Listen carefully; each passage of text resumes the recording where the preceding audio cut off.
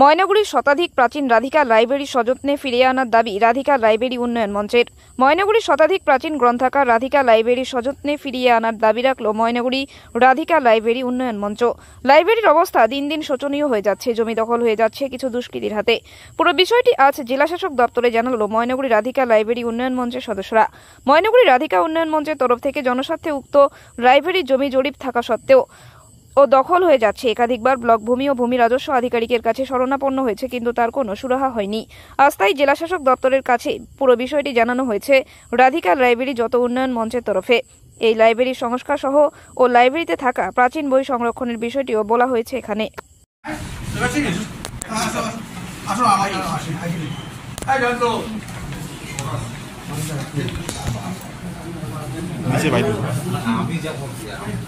এটা ময়নাগুড়ির ব্যাপার।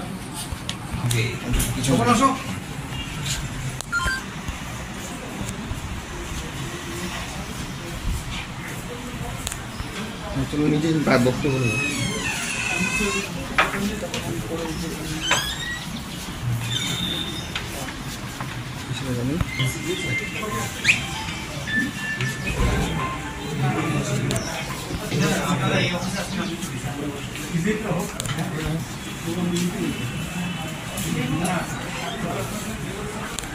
দাবিপত্র বা আবেদন যেটাই বলুন, ওনারা খুব সুন্দরভাবে ধৈর্য সহকারে শুনেছেন, দেখেছেন এবং আমাদের আশ্বাস দিয়েছেন ওনারা দেখছেন বিষয়টা।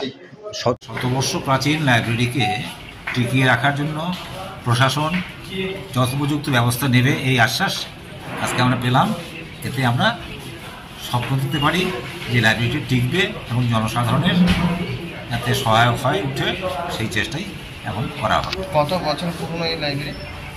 এটা 1910 সালে, মানে 114 বছর প্রাচীন।